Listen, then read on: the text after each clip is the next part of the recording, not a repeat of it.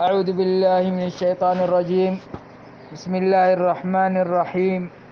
الحمد لله رب العالمين، والصلاة والسلام على أشرف الأنبياء وخاتم المرسلين محمد وعلى آله وصحبه وسلم تسليما كثيرا إلى يوم الدين. هذا الدرس الثالث من شرح كتاب العلل الصغير للإمام الترمذي رحمه الله تعالى. قال أبو عيسى وهو الترمذي رحمه الله تعالى: وإنما حملنا على ما بينا في الكتاب من قول الفقهاء وعلل الحديث. قال: وإنما حملنا على ما بينا، ذكر سبب تأليف الكتاب. في هذا الكتاب يقصد الجامع الكبير أو ما يعرف بسنن الترمذي، وقد توسع البعض فأطلق عليه صحيح الترمذي.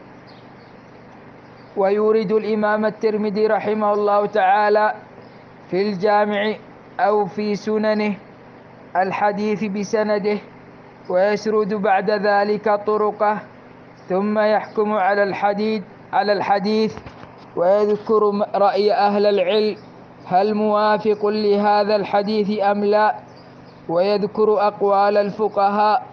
مثال ذلك: قال الترمذي رحمه الله تعالى: حدثنا قتيبة ومحمد بن عبد الملك بن أيوب بن أبي الشوارب البصري قال: حدثنا أبو عوانة عن قتادة عن معاذة عن عائشة رضي الله عنها قالت: مرن أزواجكن أن يستطيبوا بالماء فإني أستحيهم، فإن رسول الله صلى الله عليه وسلم كان يفعله.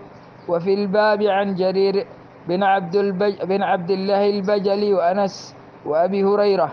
قال أبو عيسى: هذا الحديث حسن صحيح، وعليه العمل عند أهل العلم. يختارون الاستنجاء بالماء، وإن كان الاستنجاء بالحجار يجزئ عندهم، فإنه مستحب الاستنجاء بالماء ورأوه أفضل. وبه يقول سفيان الثوري وابن المبارك والشافعي وأحمد وإسحاق. نعم. ويذكر الإمام الترمذي أقوال العلماء في علل الحديث وفي الرجال. مثال ذلك: قال الترمذي: حدثنا أبو الوليد الدمشقي حدثنا الوليد بن مسلم أخبرني ثور بن يزيد عن رجاء بن حيوة عن كاتب المغيرة عن المغيرة بن شعبة أن النبي صلى الله عليه وسلم مسح على الخف وأسفله. قال أبو عيسى: وهذا قول غير واحد من أصحاب النبي صلى الله عليه وسلم والتابعين ومن بعدهم من الفقهاء. وبه يقول مالك والشافعي وإسحاق. وهذا حديث معلول لم يسنده عن ثور بن يزيد غير الوليد بن مسلم. قال أبو عيسى: وسألت أبا زرعة ومحمد بن إسماعيل عن هذا الحديث فقال: ليس بصحيح، لأن ابن المبارك روى هذا عن ثور عن رجاء بن حيوة قال: حدثت عن كاتب المغيرة مرسل عن النبي صلى الله عليه وسلم، ولم يذكر فيه المغيرة. وقال الترمذي رحمه الله تعالى: حدثنا أبو سعيد الأشج حدثنا الأشعث بن عبد الرحمن بن زيد ابن زبيد الأيامي حدثنا مجالد عن الشعبي عن جابر بن عبد الله وعن الحارث عن علي قال: إن رسول الله صلى الله عليه وسلم لعن المحل والمحلل له. قال: وفي الباب عن ابن مسعود وأبي هريرة وعقبة بن عامر وابن عباس. قال أبو عيسى: حديث علي وجابر حديث معلول. وهكذا روى أشعث بن عبد الرحمن عن مجالد عن عامر وهو الشعبي عن الحارث عن علي وعامر عن جابر بن عبد الله عن النبي صلى الله عليه وسلم. وهذا حديث ليس إسناده بالقائم، لأن مجالد بن سعيد قد ضعفه بعض أهل العلم منهم أحمد بن حنبل، وروى عبد الله بن نمير هذا الحديث عن مجالد عن عامر عن جابر بن عبد الله عن علي، وهذا قد وهم فيه ابن نمير، والحديث الأول أصح، وقد رواه المغيرة وابن أبي خالد وغير واحد عن الشعبي عن الحارث عن علي. نعم. وقال الترمذي رحمه الله تعالى، وهذا مثال ثالث، قال الترمذي حدثنا عبد الوهاب بن الحكم الوراق البغدادي حدثنا عبد المجيد بن عبد العزيز عن ابن جريج عن المطلب بن حنطب عن أنس بن مالك قال قال رسول الله صلى الله عليه وسلم: عرضت علي أجور أمتي حتى القذاة يخرجها الرجل من المسجد، وعرضت علي ذنوب أمتي فلم أر ذنبا أعظم من سورة من القرآن أو آية أوتيها رجل ثم نسيها. قال أبو عيسى: هذا حديث غريب لا نعرف إلا من هذا الوجه، وقد ذاكرت به محمد بن إسماعيل وهو البخاري فلم يعرفه واستغربه. قال محمد: ولا أعرف المطلب بن عبد الله المطلب بن عبد الله سماعا من أحد من أصحابه صلى الله عليه وسلم إلا قوله حدثني من شهد خطبة النبي صلى الله عليه وسلم. قال وسمعت، يعني قال الترمذي: سمعت عبد الله بن عبد الرحمن وهو الدارمي يقول: لا نعرف للمطلب سماعا من أحد من أصحاب النبي صلى الله عليه وسلم. قال عبد الله: وأنكر علي بن المديني أن يكون المطلب سمع من أنس. نعم. وإن مما يصنع الإمام الترمذي ترجيح الروايات بعضها على بعض، مثال ذلك قال الإمام الترمذي رحمه الله تعالى: حدثنا إسماعيل بن موسى الفزازي حدثنا شريك عن ثابت بن أبي صفية قال: قلت لأبي جعفر حدثك جابر أن النبي صلى الله عليه وسلم توضأ مرة ومرتين وثلاثا. قال: نعم. قال أبو عيسى: وروى وكيع هذا الحديث عن ثابت بن أبي صفية قال: قلت لأبي جعفر حدثك جابر أن النبي صلى الله عليه وسلم توضأ مرة. قال: نعم. وحدثنا بذلك الناد. قال: نعم.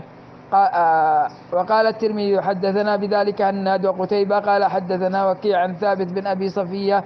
قال أبو عيسى: وهذا أصح من حديث شريك، لأنه قد روي من غير وجه هذا عن ثابت نحو رواية وكيع وشريك كثير. قال: وشريك كثير الغلط، وثابت بن أبي صفية هو أبو حمزة. نعم. فهذه بعض أمثلة التي ذكرها الإمام الترمذي رحمه الله تعالى، بأنه يذكر الحديث وطرق الحديث وعلل الحديث، ويذكر أقوال أهل العلم كالإمام البخاري والإمام الدارمي. قال: وكذلك ويذكر الإمام الترمذي بعض أوهام المحدثين، مثاله قال الإمام الترمذي رحمه الله تعالى: حدثنا محمود بن غيلان حدثنا المؤمل عن حماد بن سلمة عن حميد عن أنس أن النبي صلى الله عليه وسلم قال: ألظوا بهذا الجلال والإكرام. قال: هذا حديث حسن، هذا حديث غريب. هنا حكم على الغرابة، قال: وليس على الحديث، حكم على الحديث بالغرابة. قال: وليس محفوظ، وإنما يروى هذا عن حماد بن سلمة عن حميد عن الحسن عن النبي صلى الله عليه وسلم، وهذا أصح، ومؤمل غلط فيه. نعم. هنا ذكر على أن مؤمل غلط فيه، فقال عن حماد عن حميد عن أنس ولا يتابع فيه. وإن مما يصنعه الإمام الترمذي ترجيح أحد أقوال العلماء في الحكم على الحديث. قال الإمام الترمذي رحمه الله تعالى: حدثنا أبو هشام الرفاعي حدثنا محمد بن فضيل عن رشدين بن كريب عن أبيه عن ابن عباس أن النبي صلى الله عليه وسلم قال: إدبار النجوم الركعتان قبل الفجر، وإدبار السجود الركعتان بعد المغرب. إدبار النجوم الركعتان قبل الفجر، وإدبار السجود الركعتان بعد المغرب. قال أبو عيسى هذا حديث غريب لا نعرفه مرفوعا إلا من هذا الوجه، من حديث محمد بن فضيل عن رشدين بن كريب. قال وسألت محمد بن إسماعيل يقصد البخاري عن محمد ورشدين بن كريب أيهما أوثق؟ قال ما أقربهما ومحمد أرجح. قال الترمذي وسألت عبد الله بن عبد الرحمن وهو الدارمي هذا الحديث فقال ما أقربهما عندي ورشدين بن كريب أرجحهما عندي. قال والقول عندي ما، وقال الترمذي والقول عندي ما قال أبو محمد، هذا مكانه من قول عبد الله الدارمي. قال والقول عندي ما قال أبو محمد ورشدين أرجح من محمد وأقدم، وقد أدرك رشدين بن عباس ورآه. نعم. وإن مما يصنع الإمام الترمذي رحمه الله تعالى يحكم على الأحاديث بالصحة أو الغرابة أو غيرها. قال الإمام الترمذي رحمه الله تعالى حدثنا محمد بن سالم بن عسكر البغدادي وإبراهيم بن يعقوب قال حدثنا علي بن عياش الحمصي قال حدثنا شعيب بن أبي حمزة حدثنا محمد بن المنكدر عن جابر بن عبد الله قال قال رسول الله صلى الله عليه وسلم من قال حين يسمع النداء اللهم رب هذه الدعوة التامة والصلاة القائمة آت محمد الوسيلة والفضيلة وابعثه مقاما محمودا الذي وعدته إلا حلت له الشفاعة يوم القيامة. قال أبو عيسى حديث جابر حديث صحيح حسن غريب من حديث محمد بن المنكدر لا نعلم أحدا رواه غير شعيب بن حمزة عن محمد بن المنكدر، وأبو حمزة اسمه دينار. قال الإمام الترمذي رحمه الله تعالى حدثنا محمود بن غيلان حدثنا المؤمل عن حماد بن سلمة عن حميد عن أنس أن النبي صلى الله عليه وسلم قال ألظوا بهذا الجلال والإكرام. قال هذا حديث حسن، هذا حديث غريب وليس محفوظ، وقد ذكرنا ذا حديث. وإن مما يصنع الإمام الترمذي رحمه الله تعالى يذكر أصح الروايات في الباب. نعم. قال الإمام الترمذي حدثنا قتيبة وهناد ومحمود بن غيلان قالوا حدثنا وكيع عن سفيان وحدثنا محمد بن بشار حدثنا عبد الرحمن بن مهدي حدثنا سفيان عن عبد الله بن محمد بن عقيل عن محمد بن الحنفي عن علي رضي الله عنه عن النبي صلى الله عليه وسلم قال مفتاح الصلاة الطهور وتحريمها التكبير وتحليلها التسليم. قال أبو عيسى هذا الحديث أصح شيء في هذا الباب وأحسن. وعبد الله بن محمد بن عقيل وهو صدوق وقد تكلم فيه بعض أهل العلم من قبل حفظه.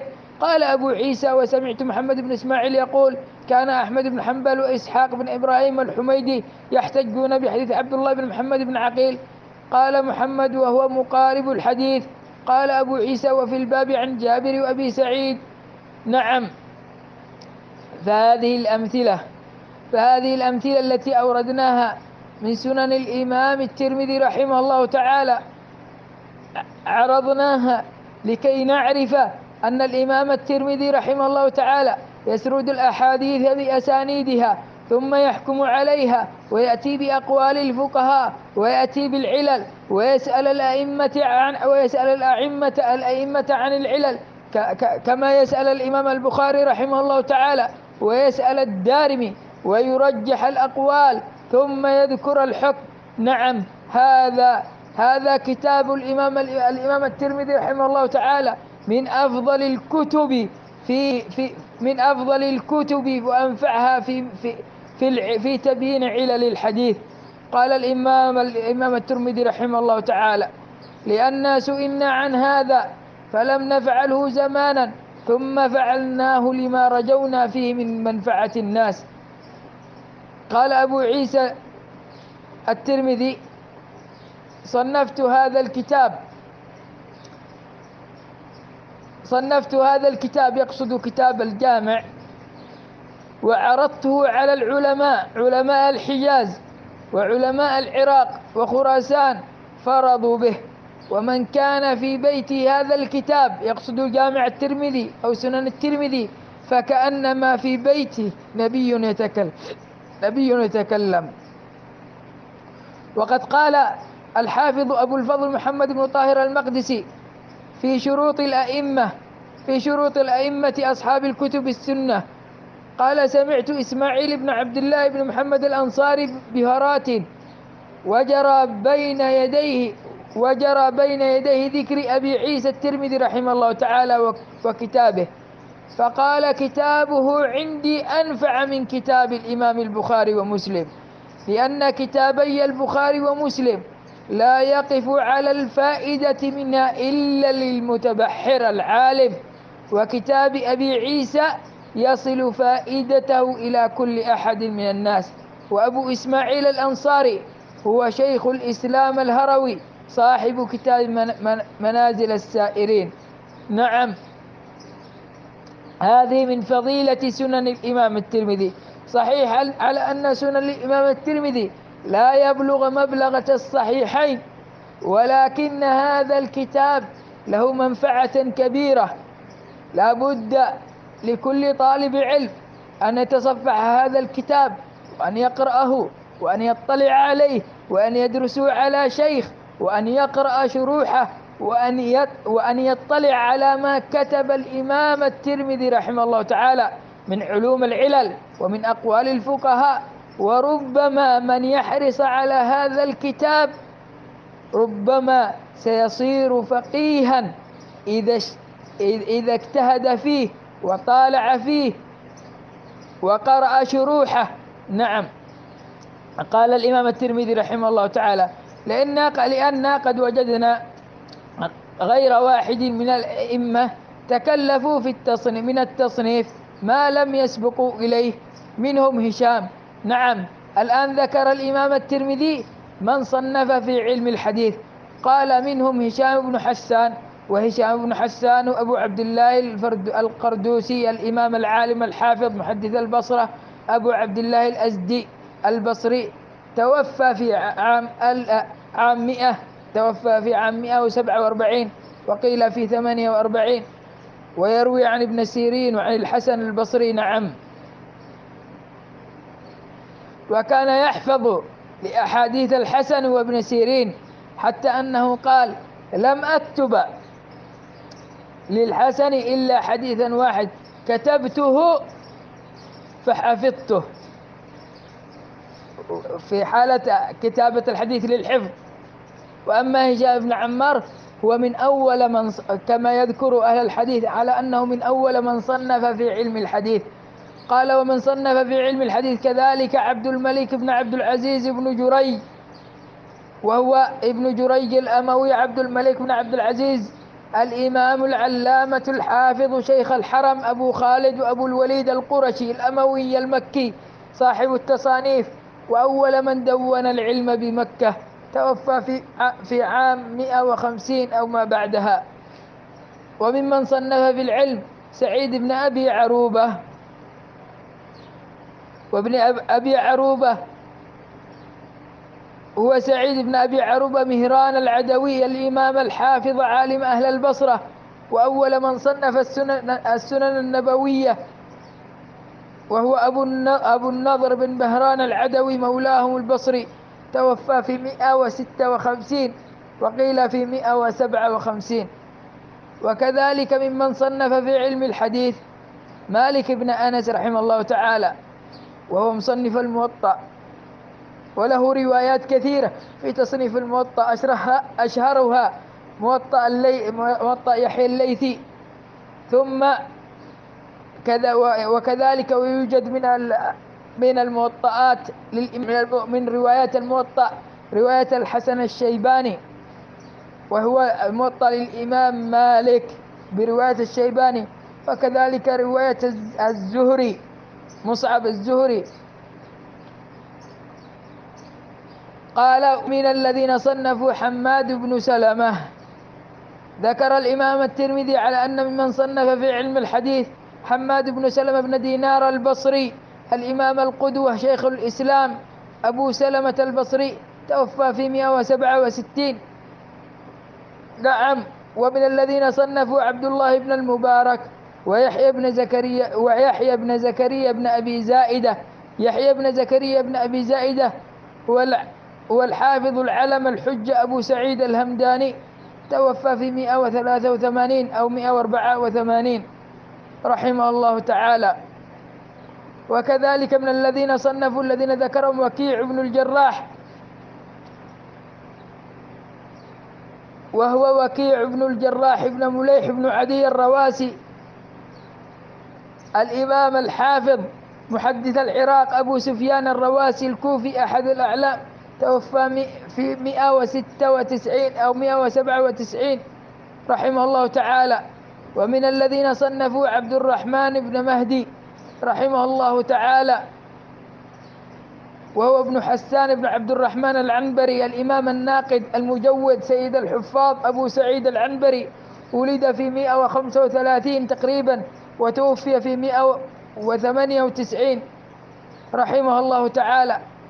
قال وغيرهم من أهل العلم والفضل صنفوا، فجعل الله في ذلك منفعة كثيرة، فنرجو لهم بذلك الثواب الجزيل عند الله لما نفع الله به المسلمين، فبهم القدوة فيما صنفوا. نعم. عندما ذكر الإمام الترمذي رحمه الله تعالى الذين صنفوا، فلا بد علينا أن نعرف من كتب من الصحابة رضي الله عنهم، ومن كان يهتم بالكتابة، ثم تلاهم من الذين صنفوا من الآخرين الذين لم يذكرهم الإمام الترمذي.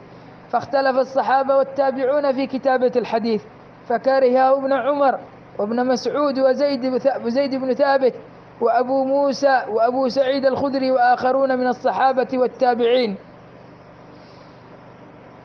لقوله صلى الله عليه وسلم لا تكتبوا عني شيئا إلا القرآن، ومن كتب عني شيئا غير القرآن فليمحه. نعم. وجوزه بعض من الصحابة، منهم عمر بن الخطاب وعلي وابنه الحسن وعبد الله بن عمرو بن العاص وأنس وجابر وابن عباس وابن عمر أيضا، يعني قولين لابن عمر رضي الله عنه، وعطاء وسعيد بن جبير وعمر بن عبد العزيز. وحكاه القاضي عياض عن أكثر الصحابة والتابعين، ثم أجمع المسلمون على جوازها، وزال ذلك الخلاف مما يدل على الجواز قوله عليه الصلاة والسلام اكتبوا لأبي شاه. قال وجاء في سنن الترمذي من حديث عبد الله بن عمرو قال كنت أكتب كل شيء أسمعه من النبي صلى الله عليه وسلم، وقد ذكر ذلك للنبي صلى الله عليه وسلم فقال له اكتب.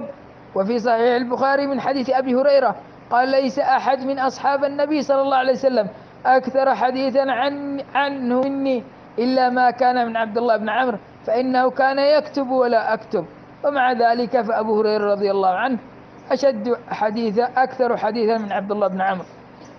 ومما ورد في الكتابة ما رواه أبو هريرة رضي الله عنه قال لما فتح الله على النبي صلى الله عليه وسلم مكة قام في الناس فحمد الله وأثنى عليه وخطب خطبة، فقام أبو شاه رجل من أهل اليمن فقال النبي صلى الله عليه وسلم فقال اكتبوا لي يا رسول الله، فقال النبي صلى الله عليه وسلم اكتبوا لأبي شاه.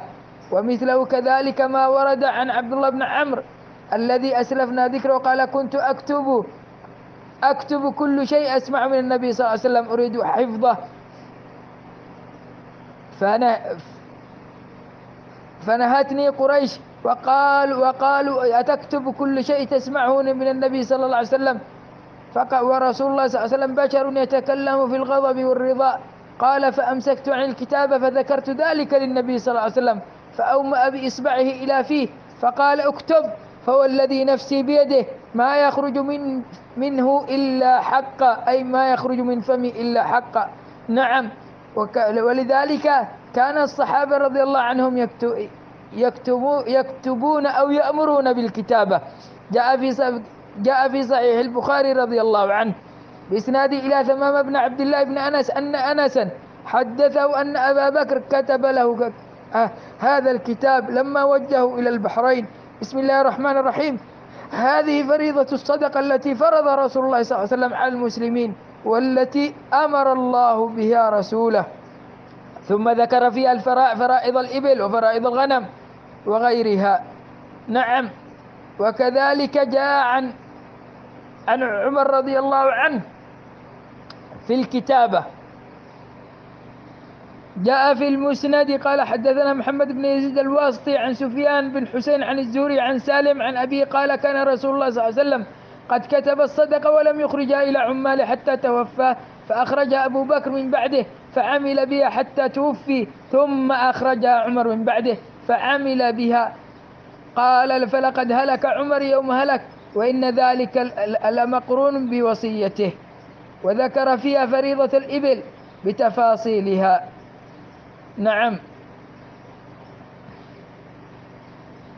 وكذلك مما ورد في الكتابة كتابة علي رضي الله عنها، عندما سئل من حديث أبي جحيفة قال قلت لعلي هل عندكم من الكتاب؟ هل عندكم من الكتاب؟ وجاء في بعض الروايات أن علي رضي الله عنها قال وما في هذه الصحيفة، أن الرسول صلى الله عليه وسلم أعطانا ما سمعنا من كتاب الله وسنة النبي صلى الله عليه وسلم وما في هذه الصحيفة.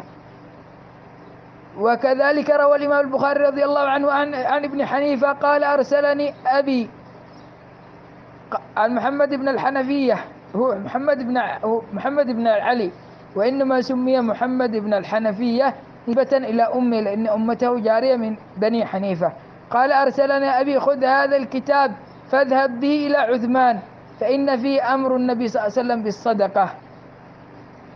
وكذلك جاء عن أنس بن مالك رضي الله عنه، روى الإمام مسلم بإسناد إلى ثابت عن أنس بن مالك قال حدثني محمود بن الربيع عن عتبان بن مالك قال أصابني في بصري بعض الشيء فبعثت إلى رسول الله صلى الله عليه وسلم أني أحب أن تأتيني فتصلي في منزلي فاتخذه مصلى. قال فأتى النبي صلى الله عليه وسلم ومن شاء من أصحابه، وذكر حديثهم حول مالك بن دخشم وقول النبي صلى الله عليه وسلم أليس يشهد أن لا إله إلا الله وأني رسول الله؟ قالوا إنه يقول ذلك وما هو في قلبه. قال لا يشهد أحد أن لا إله إلا الله وأني رسول الله فيدخل النار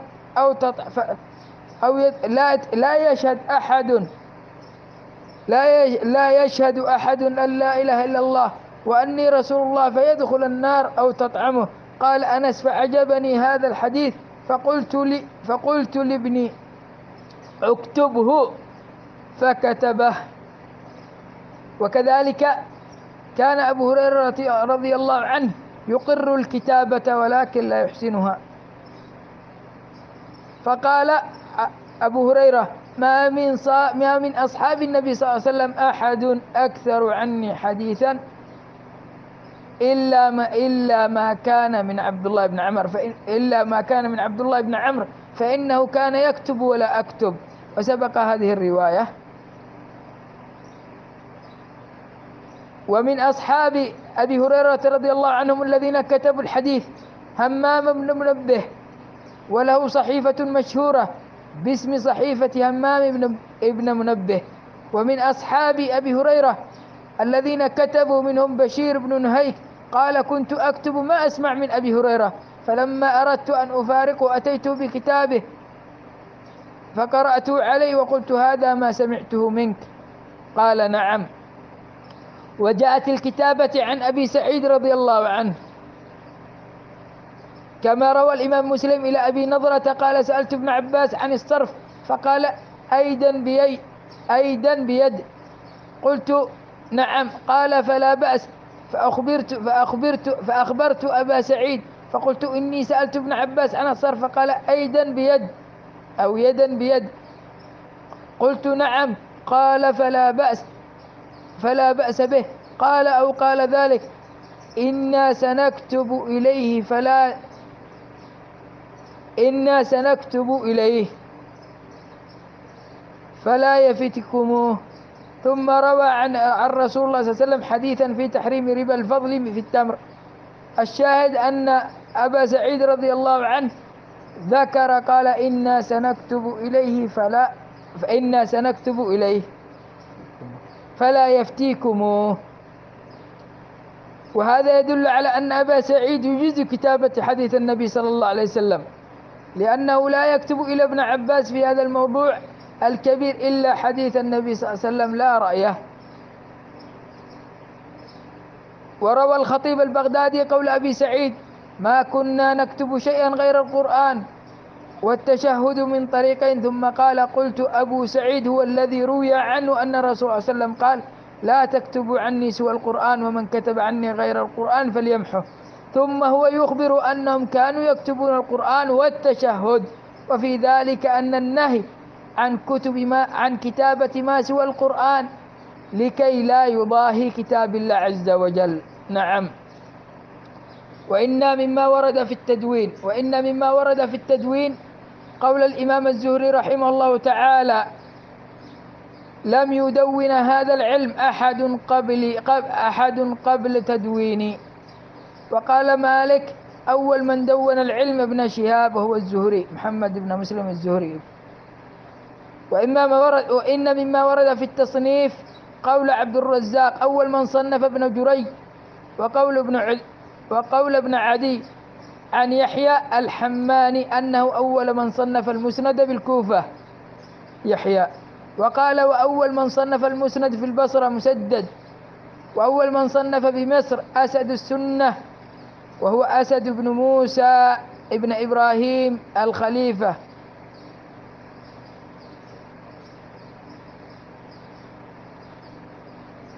رحمهم الله تعالى. واتفقت المصادر على أنه أول من صنف مطلقا هشام بن حسان الذي ذكرناه، وأبو محمد عبد الملك بن جريج، ومحمد بن إسحاق المتوفي في 151، ومعمر بن راشد المتوفي في 153، وسعيد بن أبي عروبة والأوزاعي المتوفى في 156، ومحمد بن عبد الرحمن بن أبي ذئب المتوفى في 158، والربيع بن صبيح المتوفى في 160، وشعبة بن حجاج المتوفى في 160، والثوري وحماد بن سلمة والليث بن سعد المتوفى في 175. وهؤلاء اختلف في أيهم كان الأسبق، وإنما هم من أوائل من صنفوا وكتبوا الحديث. وبعدهم مالك بن أنس رحمه الله تعالى المتوفى في 179، وعبد الله بن المبارك ويحيى بن زكريا بن أبي زائدة، وهشيم بن بشير المتوفى في 188، وجرير بن عبد الحميد المتوفى في 188، وعبد الله بن وهب المتوفى في 197، ووكيع بن الجراح وسفيان بن عيينة المتوفى في 198، وعبد الملك بن عبد الرحمن الدماري المتوفى في 200، وأبو داود الطيالسي المتوفى في 204، وعبد الرزاق الصنعاني المتوفى في 211، ومحمد بن يوسف الفريابي المتوفى في 212. وأغلب هؤلاء من تلاميذ الزهري رحمهم الله تعالى أجمعين. وقال ابن عدي: يقال أن أول من صنف المسند بالكوفة يحيى الحماني، وأول من صنف المسند بالبصرة مسدد، وأول من صنف بمصر أسد السنة، وأسد قبلهما وأقدم موتى. وقال الحازم إسحاق ابن إدريس الأسواري: يقال إنه أول من جمع المسند بالبصرة، ويقال أول من صنف المسند موسى بن قرة الزبيدي. أول من صنف المسند موسى بن قرة الزبيدي. قال الحاكم: أول من صنف المسند على تراجم الرجال في الإسلام عبيد الله موسى العبسي، وأبو داود الطيالسي، وبعدهما أحد إسحاق وأبو خيثمة والقواريري. وذكر الحاكم في تاريخ النيسابور أن أبا جعفر عبد الله بن محمد المسندي شيخ البخاري إنما قيل له المسندي لأنه أول من جمع مسند الصحابة على التراجم بما وراء النهر. وممن أفرد الصحيح البخاري ومسلم، وبعدهم ابن خزيمة وابن حبان. نعم. فهؤلاء العلماء الذين صنفوا الحديث وجعلوه في كتب ثم انتشر بعدهم التصنيف والتأليف فرحمهم الله سبحانه وتعالى. وصلى الله وسلم وبارك على نبينا محمد.